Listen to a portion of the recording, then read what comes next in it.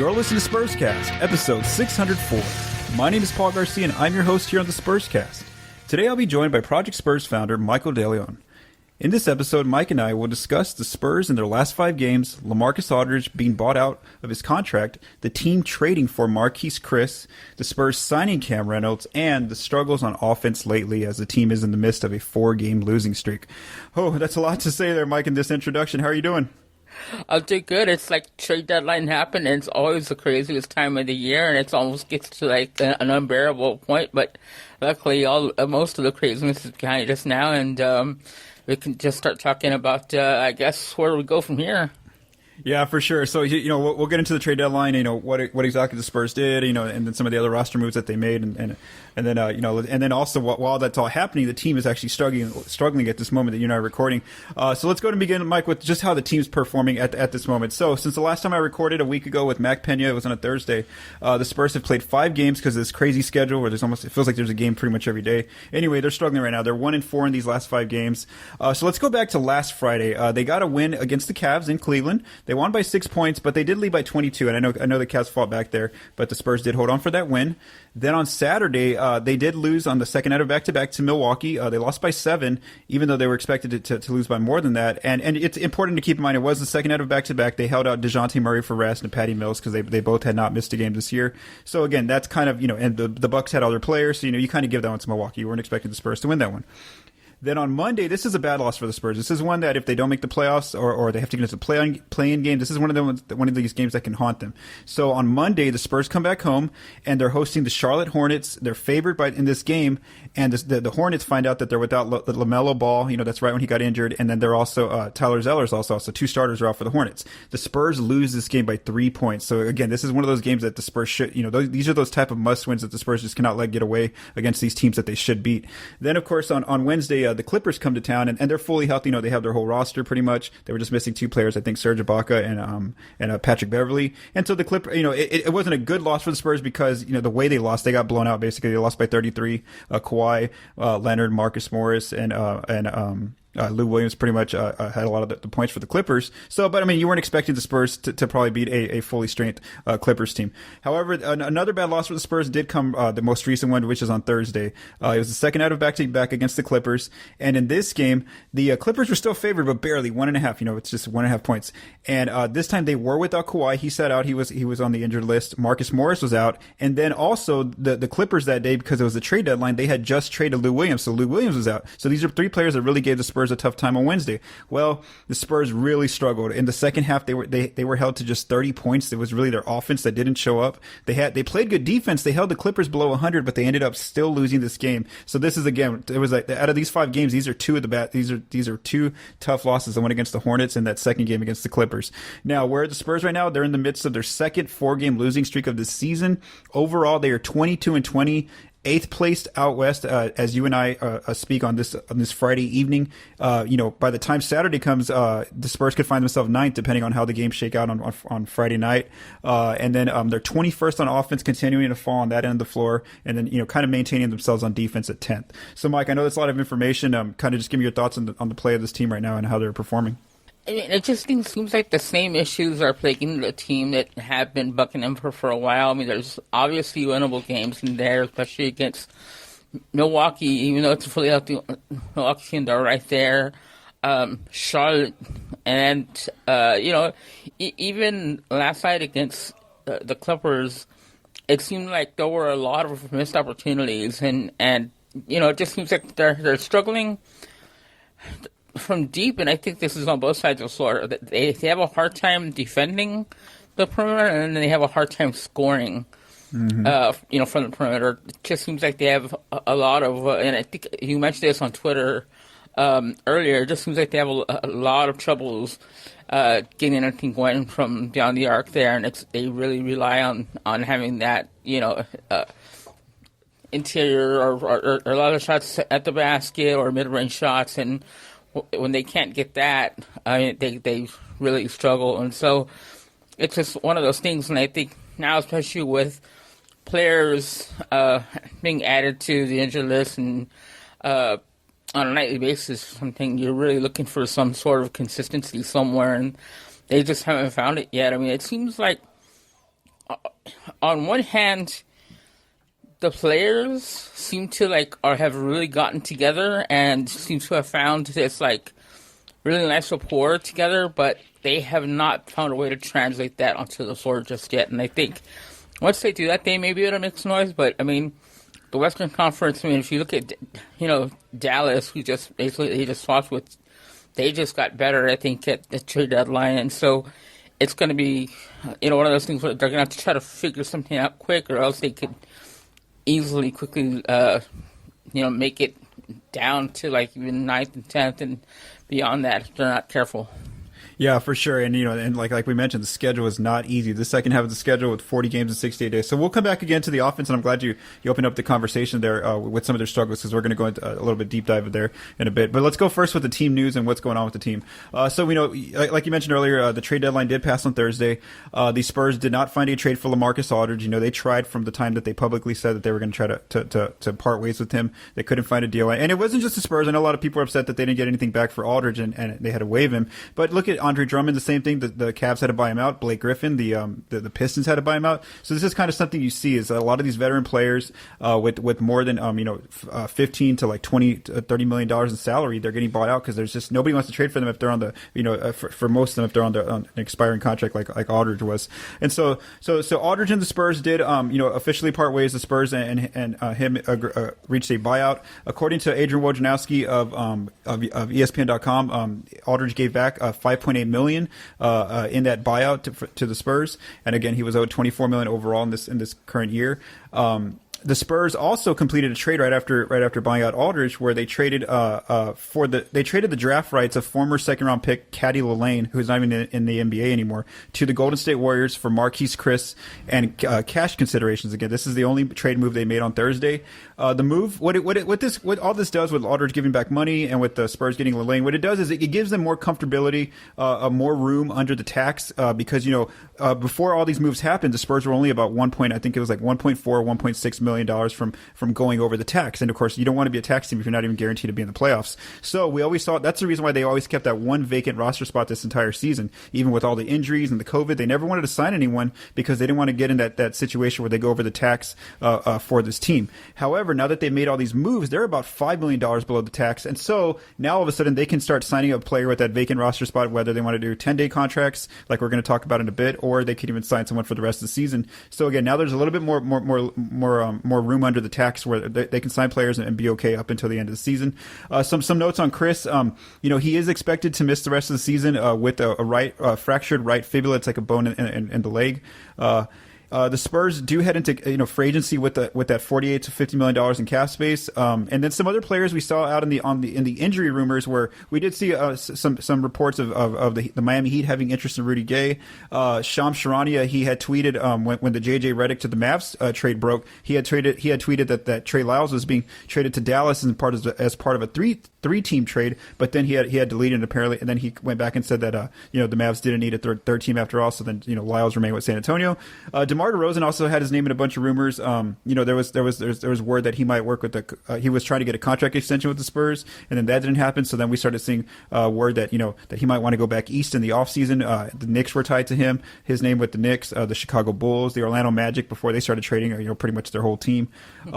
And then, so we did see multiple Spurs players in rumors, but only Aldridge got bought out, and only they traded for Marquese Chriss, and again, more so just for more financial reasons. So what were your thoughts on trade deadline and everything that's going on with this team? I really didn't expect anything much more than this, and actually it probably got a little more than I even expected with the Chriss deal. But the whole LaMarcus Aldridge thing, once that came out, I felt like getting anything back for him was going to be tough, and a lot of people are saying, "Well, they should have at least gotten a draft pick." But it's not that simple. You have to you have to be able to swallow that contract if you're the other team, in order to be able to give up a draft pick. And I think those maybe a handful of teams at most that were in position to do that. Not only that, but a team has to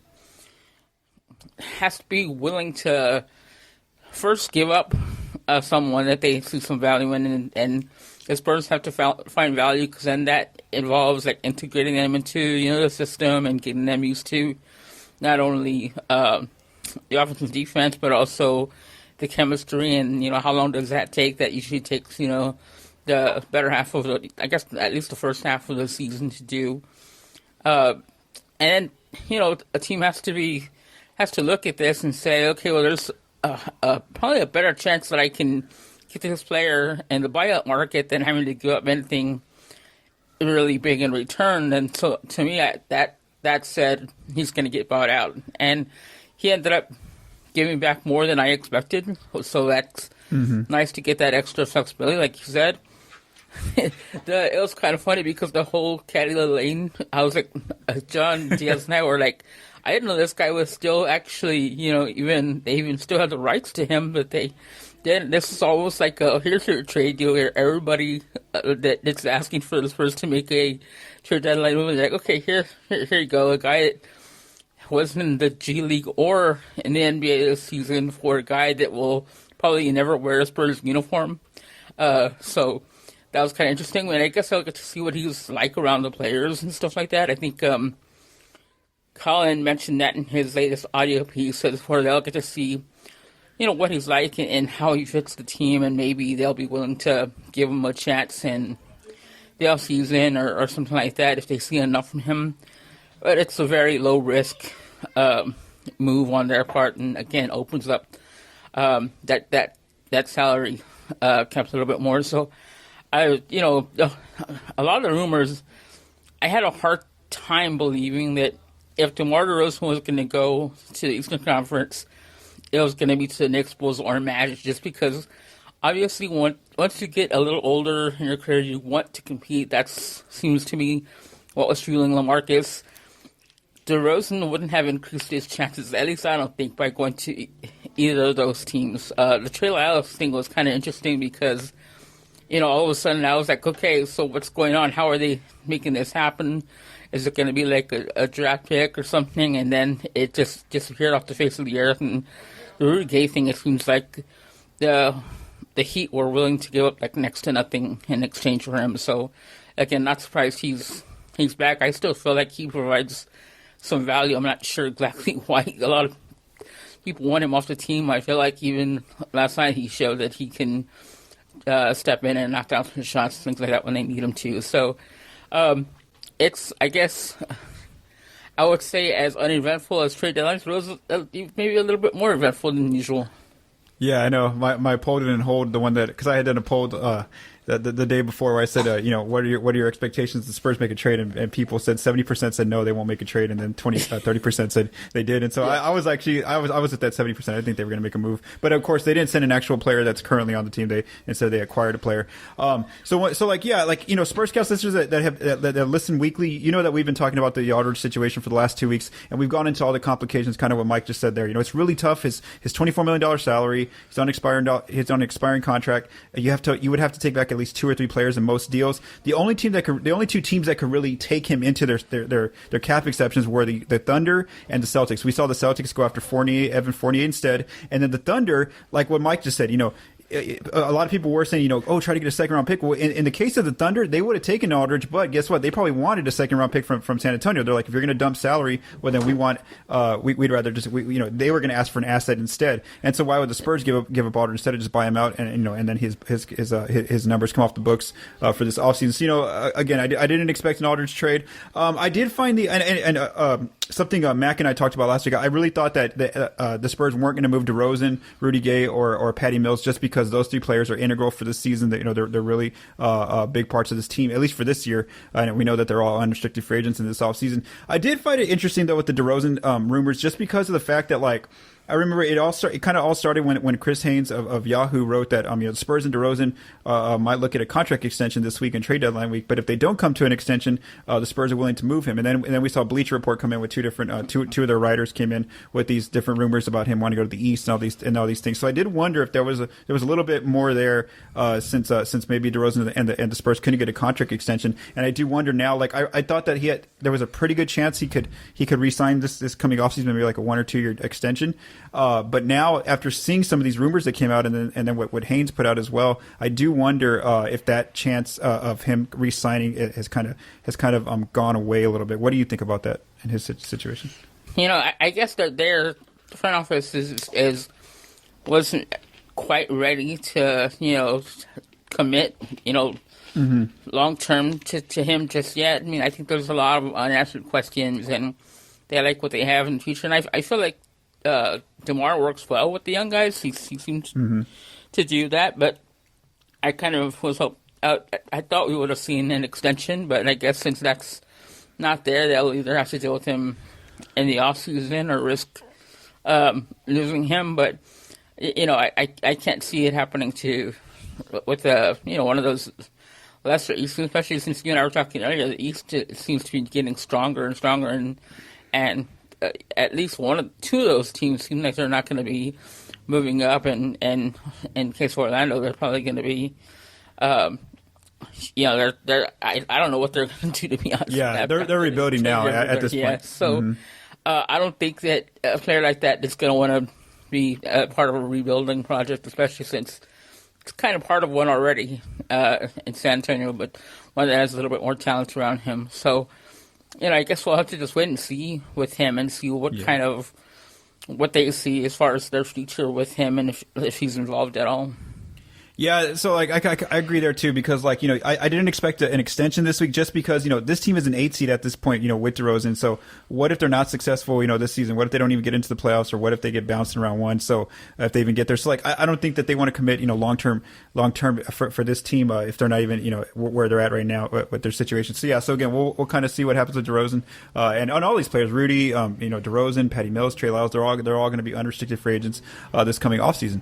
All right, Mike, let's go to our next item here on the agenda. The Spurs did make a signing. So again, this was announced on Friday. The Spurs signed Cam Reynolds to a 10-day contract. His name may be familiar if you've been watching the Austin Spurs and also the Spurs at the beginning of the season, because Cam was signed to the Spurs in training camp, and he also played in the preseason with the team, with the San Antonio team. Then they had they have to cut the roster down to guaranteed players and the two-way players. So they did waive him in December, and so he didn't play in the regular season with the team. However, then he joined the G League bubble with the Austin Spurs, and in the bubble he averaged 16.1 points, 4.6 rebounds, and 1.5 assists in 29 minutes. The roster is now full for at least the next 10 days at 17 players, so they can no longer add a player right now. And if they like what they see in Cam, well, then they can try to re-sign him to another 10-day contract once this one expires. But if they do two 10-day contracts, which is 20 days from now, then they would, if they want to keep him for the rest of the season, they'd have to do a fully rest of the season deal. Some reasoning why they might have done this. Lonnie Walker IV, we know, has been bothered by a wrist injury. He's missed the last two games, and he also missed the Spurs set him out during a game. I think it was against the Cavs. And then also Keita Bates-Diop got injured. His hamstring, he had a hamstring injury, and he's kind of just been on a game-to-game basis where he's been out each time. The Spurs haven't really put out a timetable for him. But anyway, without two players to play at the three and the four, or in the case of Diop, the Spurs did need some depth there. So let's go ahead and just get kind of your intel, Mike, and from what you saw. You cover the Austin Spurs along in the podcast, should I say, with Forever Toros with John Diaz and Jonas Clark. So how do you, I'm going to ask you a few questions here. How did he play in the bubble, in your opinion? I think he did really well once he got a lot more opportunities. I mean, at first, the team was really about Trey and Luka, and they were the ones that were, it seems like surprising everybody. And so, his opportunities he didn't have as many then, but as soon as they were called up, he kind of became the, go-to. It was him and Robert Ward were the kind of go-to, and then I think the Kings called Woodard back up, so then it was Cam. He was kind of like that main guy, and he was able to step into that role and did really well. So, I liked what I saw him, and he's a pretty versatile guy. I mean, he's more of a 2 to 3, but he also played some 4 in the bubble. So when they went to smaller lineups using Nate Renfro as the center, they'd go to him, and he was able to, get in and actually step in and do a good job. Not only scoring, but he was able to get some nice rebounds, especially in their last game, which is something I didn't see as part of his game. What do you think he's going to bring to this team? I mean, I don't think he'll be able to beat out anybody in the rotation, but what do you think in terms of if the team goes down by a lot of points or somebody gets injured or something like that? What do you think his way of playing is right now? Yeah, I mean, I don't think I think you're right on that. I mean, I think if anything, it gives them another body they can put out there in practice to push guys. I think it allows them to take an extended look at somebody who performed well. Just looking at his last game before they lost, he had 26 points, 14 rebounds. His 3-point shooting isn't like anything. It's not something I would count on. I mean, but he can shoot from deep. But I think he's a lot better on the move and things like that, and trying to get into the paint or trying to score mid range. But again, he's just another player that can play several positions that will give them. I think just someone they can look at for the future. I mean, he's obviously enough of a talent that he did enough in that short time span that they decided to give him another look. And there were a few other players, but he's the one that really kind of stood out to me. I think the other guy could have been Nate Renfro because I just like his game, even though his numbers don't pop. But I think with Cam, they knew enough of him going back to training camp because he was a training camp, and so again, it's just a chance to give him an extended look and possibly gets to get in there, blowout situations, things like that, especially with some banged up bodies right now. Yeah, and I really feel because of this, this grueling second half schedule, I really feel that, there is a good chance he can end up getting a second 10-day and then maybe even getting a roster spot for the rest of the season. The reason why is just because, I really feel like Pop's going to really, really watch the minutes going forward now, in these last games up until the playoff stretch. And the reason for that is just because, we've seen where the Spurs, since the All-Star break, since they came back from All-Star break, they've had some good wins early on, where they won about, they were up like 30 plus points at times. And then of course, we've seen them starting to get blown out here and there in some of these other games. And so I really feel like Pop, as soon as Pop kind of knows where a game's heading, in the fourth quarter, I think that he wants to have those players available, like how he's been playing Trey Jones, Lucas Smanic, Keita Bishop before he got injured. And so he just wants to have more bodies available, like you mentioned, in the event that, he wants to just really, the core rotation players, he wants to limit their legs as much as possible if they don't have to be out there on the floor. And so I think that's why, whether it's Cam getting a second 10-day or them signing someone after his 10-day expires, I really think that they will finish the season at some point with the 15th player. I don't think that they'll leave that spot vacant. And again, financially, it's okay now for them to sign a player because they have that room under the tax with Aldridge giving back so much money on his buyout. So so the Spurs will have signed Cam Reynolds to a 10-day. All right, Mike, let's go ahead and close this episode. Let's talk about the offense because that's been the big issue right now. I actually put up the quote from Coach Pop last night. On the loss against the Clippers on Thursday, he said this on the offense. He said, "We're not shooting well, obviously, and we started to turn it over a little bit. We're not getting threes, and in this league, you've got to get them." So this kind of goes back to what you just said, Mike. That the Spurs, if you don't get the three, you're going to be behind. Just mathematically, that's as simple as it is. And I'm just going to pull this up real quick. I want to see how much they're getting outscored from three real quick. Let me see here. Yeah, because this is one of our Project Spurs data trackers here. Okay, so the math game. Here we go. The Spurs are winning 2, so this is mid-range and paint. They're winning that by 148 points. They are winning the free throw line by 74 points. But it's the three-point line. They're down by 273 total points on the three-point line. So what does that mean for the season overall? They are a minus 51. So again, like you mentioned there, Mike, that not only is it the fact that they don't shoot threes well, it's the fact that also that the opponents are just taking and making so many more threes than them that it's kind of just drowning out everything else that they're doing. The Spurs that are doing well on twos and at the free throw line.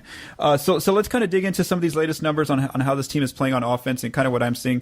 One thing I've noticed just visually is I really noticed this in the Bucks game, and it might be just because of the way the Bucks play defense, but if you just watch and just push pause at times when you watch the Spurs on offense, it looked like almost like if all 5 Milwaukee players, defenders, were just kind of protecting the paint, and you could just see them even up top, like near the free throw line area. They're just protecting the paint, and I remember it was so obvious because there was like 2 plays where like Keldon was trying to get inside and he just couldn't. There was 2 Bucks defenders there, and so then how are they able to do that? Well, that means that they're backing off the 3-point line. They're leaving players wide open.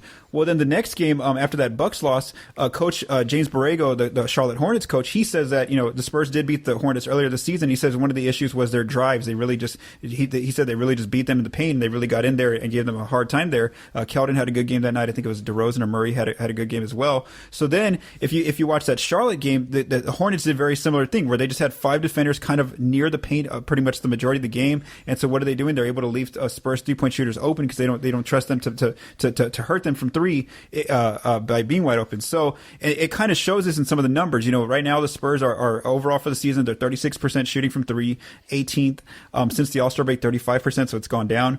They're only taking 29.5 threes a game, which is 27th for the season. It's gone down by 3 threes since the All-Star break. Part of that, though, is like we mentioned, Lonnie Walker's been out. Rudy Gay had to sit out a game. Patty Mills had to sit out a game. These are some of their best 3-point shooters, the Spurs. I hadn't looked into the wide open threes, but they're actually struggling there. 46% of the Spurs' threes are wide open. And so, again, they're struggling there. They're only making 36.7% of those wide open threes, so 27 on wide open threes. And so, on wide open threes, you want to be at least over 40%. And that's just not what the Spurs are. And then we see a little bit more, I know some people say it's isolation play, but I really feel that's all they can do at this point because of the way defenses are playing them. You see more like ISOs from like DeJounte and DeMar DeRozan. And you notice this in the assist percentage and the assists. They've gone down a lot since the All-Star break. The Spurs are only assisting on 59% of their made shots, which is 19th. That's gone down by 5% since the All-Star break. So they're like 27th on that area. So before we go into individual shooting from outside, what are some of your thoughts on what I've kind of observed in some of these stats I've thrown at you? Yeah, I mean, it's kind of hard to mention about, how they've gone to ISO a lot because it seemed like in one game they went back to what they're known for in passing the ball. I think that was the Cleveland game where there was actually some really good ball movement. And obviously that the talent level on that team has lots to do with why they beat them, but they were able to beat them. It seems like they moved the ball, they got people involved. But otherwise, yeah, you're seeing a lot more of it. Even just depends on who's out there. If it's Rudy out there, then you'll see some ISO there. I mean, DeMar is almost always an ISO play. I mean, DeJounte's starting to do that more and more, but he's starting to find some success. So they just have not been able to find consistency from, beyond there. It just seems like the crazy thing is on the wide open threes, for them to be at that percentage is kind of, I guess, worrisome just because those are the shots you think they'd knock out and knock down. I mean, you see that all over the league. I mean, you saw that against the Clippers, against everybody else. Anytime it seemed like there was a wide open three, those teams were knocking them down. They were able to open up leads like that against the Spurs, and so they're not able to take advantage the way the other teams have so far. And so, yeah, I mean, they just seem to, they need to be able to find an answer there and find maybe, change some minutes and things like that in order to try to, if they become predictable, whether it's too much ISO or it's all funneled inside, then they're just going to become way too predictable and defensively. Teams are going to do, like you said, like they're doing now, and just like they're just, staying on the inside and leaving them open and kind of daring them to shoot that. Yeah, and so what that does is, like, when they do that, they take away 3 of the Spurs' best drivers. They take away DeRozan's path to the lane. They take away DeJounte's and Keldon. And so let's talk now a little bit about the actual individual players and how they're actually shooting the 3 ball. So we know that there's 5 players on the team, and we're only going to talk about rotation players. So we're not talking about like Keita Bates-Job or Trey Jones or Lucas Samanic. Only the guys who normally get the 10-man rotation that Pop runs out with each game. So the players who take at least 40% of their shots from 3 come from 3. These are their high volume shooters. These are Patty Mills, Derek White, Devin Vassell, Lonnie Walker, and Rudy Gay. Now, the other players that don't get any of their, they get less than 40% of their shots are, their 2 bigs, Jakob Poeltl, who doesn't take any threes. Drew Eubanks has taken 1 all season only because he had to. It was late in the shot clock. And then, of course, 3 of their starters, DeJounte Murray, DeMar DeRozan, and Keldon Johnson. So these 3 players, they will take a 3, but only if they really, really have to. And so what we notice here is that 4 of the 5 starters are those players who don't shoot a high volume of threes. Then, when you actually look into the wide open threes of the individual players, players who are shooting below 40% from wide open 3, Derek White, who is the one starter who actually takes threes, he's struggling right now in wide open threes. Keldon Johnson, DeMar DeRozan, DeJounte Murray, and Devin Vassell. But Vassell, he doesn't take a lot. He doesn't get a lot of wide open threes. Defenses, don't let him take those kind of threes. So really, there's only 3 players pretty pretty much, as we can say in the rotation, that are really making the defense pay when you leave them wide open from three, and that's Patty Mills, Rudy Gay, and Lonnie Walker.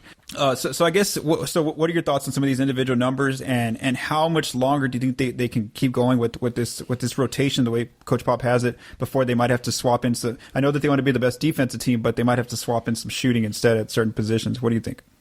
Yeah, I mean, it always hurts when you have like Patty and Lonnie out at the same time, like they were a few games ago, because obviously that's, that the players make a bulk of their 3-point shots. Lonnie seems to have been able to, I guess, to extend his range a little bit more, where he's become a lot more consistent there. Patty obviously doesn't need much space at all, and he launches those pretty much all game. So I'm not surprised at that. But one thing I would like to see, if we're talking about like rotations and things like that, and obviously it's a hard time to change anything, but one player who has kind of, when he plays like over 15 minutes, Lucas Modric, it seems like he can knock down those days, or he brings value in other ways, like defensively he seems to have improved, or he can pass the ball, and it seems like almost like one of those things where it seems like once he gets the minutes, I think he'll be able to show.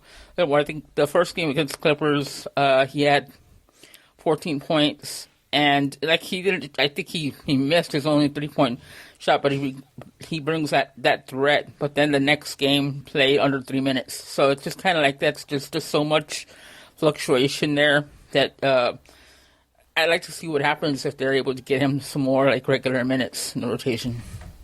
Yeah, and that's interesting because you're right. He actually did play very well in that first Clippers game, and a lot of his shots did come from, attacking the paint. He took some very effective shots. I mean, efficient shots, should I say? But a big part of that too was that Rudy Gay was out. So then we saw, when Rudy comes back, like you mentioned, he only plays 3 minutes. So that's the tough thing, is Pop has to determine if he wants to give Luka those minutes, he's gonna have to take minutes away from someone.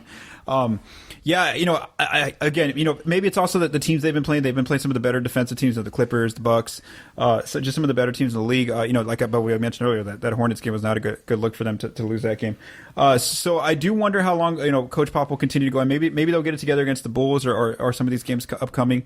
They'll finally get the 3-ball to fall and maybe find something on offense, maybe a different way. I really feel that it's tough because they don't get to practice because of this grueling schedule. So maybe there's not a way to even work on things. I think it was DeMar DeRozan who mentioned that because of the limited practice, it's kind of tough to correct your mistakes. It was either DeMar or DeJounte. One of the two players said that. So yeah, I mean that's kind of.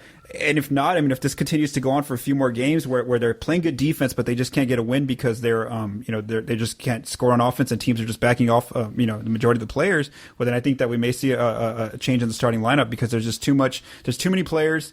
Really, when we look at the starting lineup, all 5 players, even though Derek takes threes, because he's struggling from 3 right now, it's almost like nobody on the starting lineup right now can shoot threes. So that's kind of what it looks like. So again, we'll kind of see what happens. Like we mentioned, the Spurs are kind of in a rut right now. I also do wonder too if a lot of it has to do with just the schedule's kind of getting there to them, where they're just, it looks like some of the younger players, their hustle stats just aren't showing up anymore, and I wonder if their legs are kind of getting tired with just so many games, and a lot of them really haven't missed games. So that's also something to wonder too, if fatigue's getting. But we know that the whole league is just having a tough time with this type of schedule. All right, thanks, Mike, for joining me here on the Spurscast. Before we wrap up, let's go ahead and don't forget to visit Project Spurs, should I say, Spurscast listeners. Steven Anderson continues to keep everyone updated on the Spurs with his analysis after each game. Benjamin Bornstein's getting ready for the draft, and this is getting interesting, Mike, just because of if the Spurs continue to fall, well, then all of a sudden that draft pick could end up becoming a lottery pick if they don't figure out their season, what they're going to do here. So Ben continues to keep you updated. His latest prospect watch is over Jeremiah Robinson Earl. And then Mike mentioned this earlier. Colin Reed's latest piece is a PS audio extra. It's the 2021 Spurs trade deadline review. Thanks again to Mike for joining me here on the Spurscast and also for mixing and producing this episode. From all of us at Project Spurs, stay safe and have a great day.